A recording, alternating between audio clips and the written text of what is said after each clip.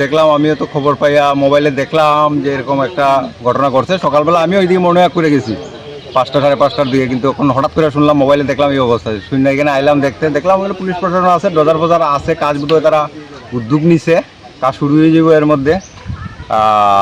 দপ্তর হয়তো এটার নজর দিছে, দায়িত্ব নিয়ে নিছে, কাজ শুরু হয়ে যাব। দেখতেছি এখানে ডজার ফজার আছে। আশা করি অতি সত্বর মানুষের চলাচলের যাতে অসুবিধা না হয়, আশপাশে এলাকার মানুষের যাতে কোনো অসুবিধা না হয়, বাড়িঘরের যাতে কোনো ক্ষতি না হয়। আর এমন বিশেষ না, রাস্তাটা তো অল্প দেখা যেতেছে ভাঙছে, হয়তো কোনো কারণে এটা দুর্বল হয়ে পড়ায়, দীর্ঘদিনে পুরানো বাঁধ ভেঙে গেছে গা। আমরা আশা করতেছি দপ্তর এটার সুব্যবস্থা নিব এবং এটাই যে কামনাও করি যাতে মানুষের কোনো অসুবিধা না হয়। আমরা যেটুকু জানি গত বছরও এই এলাকাতে সেম ভাঙন দেখা দিয়েছিল, তো পুনরায় এবছর দেখলাম গত বছরে কিছু বোল্ডার টোল্ডার বা দেখছিলাম সবুজ নেটের ভিতরে কিছু ইট টিট আসিল, আমরা দেখছি পাশে পালানো হয়েছে। যাই হোক, তারপরে তো নদী তো দিন দিন বড় হইতেছে বা জলস্রোত বাড়তেছে, সেই কারণে হয়তো ভাঙন ধরছে আবার।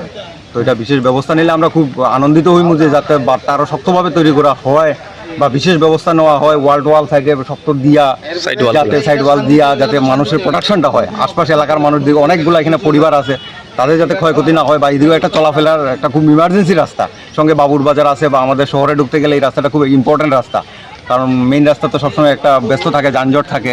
এই ব্রাঞ্চ রাস্তাটা খোলা থাকলে মনে হয় মানুষের লাগে উপকার। এই রাস্তাটা দ্রুত যাতে, ব্যস্ততম রাস্তা না?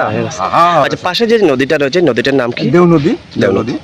আর কত মিটার ভাঙছে আজকে এখানে রাস্তা? আনুমানিক আমার তো মনে হয় এটা 20-25 মিটার, 20 মিটার মতো হয়েছে। দপ্তর সূত্রে জানা গেছে 30 মিটারের কাছাকাছি। হ্যাঁ, থ্যাংক ইউ।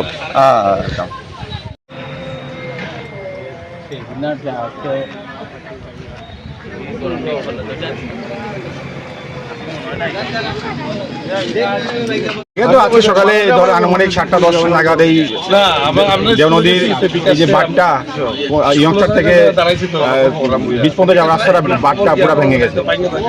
যে রাস্তাটা রয়েছে এটা কি কুমারঘাট দেওহাট থেকে পুরাতন শিবতলী যাওয়ার যে রাস্তাটা, এই রাস্তার মধ্যে এই ঘটনা ঘটেছে। যে পাশে যে নদীটা দেখতে পাচ্ছি আমরা, মানে কোন নদী? এটা হলো দেও নদী। আচ্ছা, হঠাৎ করে রাস্তা ভেঙে নদী গর্ভে চলে গেছে, এতে ক্ষয়ক্ষতি হয়েছে?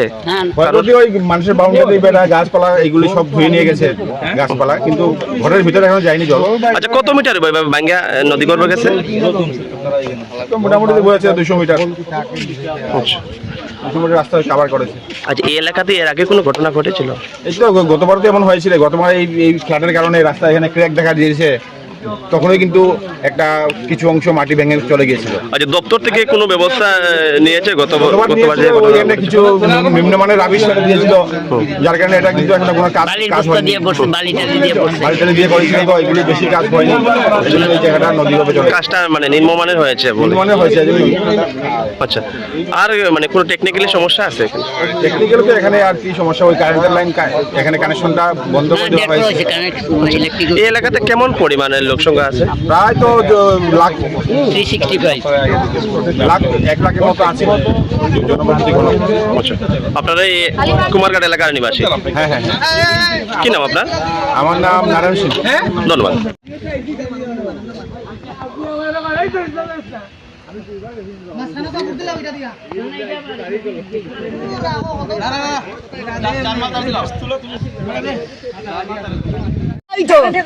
তারা বান বাঁধলো, তারা নেতা হল আইলো, আইয়া 20 বস্তা 25 বস্তা বালু আলাই দিল, শেষ তারা বালু আলানি, তারা আমরা মারলো আর তারা পয়সা বানাইলো। এবার নেট দিছে, গতবার নেট প্রায় জলে লইয়া, একটা নেট হইন তো নাই, কিচ্ছু করেন না তারা, আমরা মারে তারা পয়সা বানায়।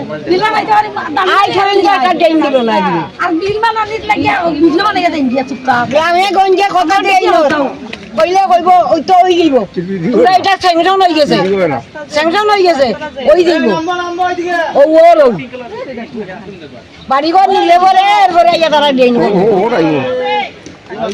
ওই যে ওর ইয়ে পরে সে দুধ হয়ে থাকিয়া তারা দুপুরে বা